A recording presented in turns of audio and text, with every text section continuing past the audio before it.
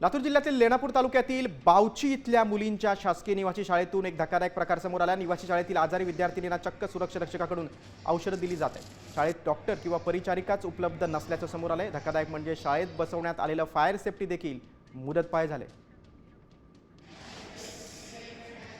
लातूर जिल्ह्यातील रेणापूरमधील ही घटना आहे। शासकीय शाळेत मुलांना सुरक्षा रक्षकाकडूनच औषधं दिली जात आहेत। मुख्य म्हणजे ही सगळी मुदतबाह्य झालेली औषधं आहेत। निवासी शाळेतील आजारी विद्यार्थिनींना चक्क सुरक्षा रक्षकाकडून औषधं दिली जातात। शाळेत डॉक्टर किंवा परिचारिका उपलब्ध नसल्याचं समोर आले। धक्कादायक बाब म्हणजे शाळेत बसवण्यात आलेलं फायर सेफ्टी देखील मुदतबाह्य झालेलं आहे।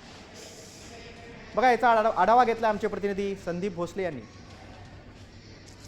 शासकीय निवासी शाळांमध्ये मूलभूत सुविधांचा अभाव सातत्याने समोर येताना पाहायला मिळतोय। आणि आता मी सध्या उभा आहे ते रेणापूर तालुक्यातली जी बावची आहे, या बावचीमध्ये शासकीय मुलींची जी निवासी शाळा आहे, हे समाज कल्याण अंतर्गत ही शाळा चालते। जिल्ह्यात एकूण 6 शाळा ज्या आहेत त्या मुलींच्या शासकीय निवासी शाळा समाज कल्याण विभागाअंतर्गत चालतात। मात्र या शाळेत देखील एक भयावह वास्तव जे आहे ते आता कुठेतरी समोर येताना पाहायला मिळतंय।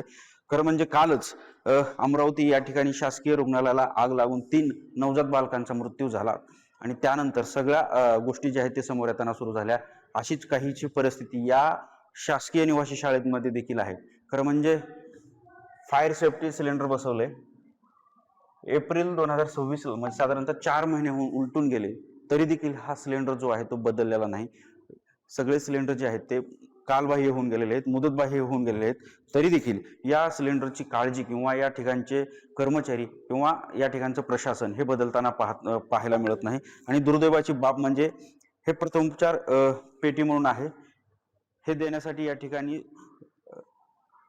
प्रशिक्षित असे नर्स किंवा डॉक्टर यांची नियुक्ती नाही। त्यामुळे विद्यार्थ्यांच्या जीवाशी कुठेतरी खेळ चालू आहे का काय असा प्रश्न उपस्थित होतोय।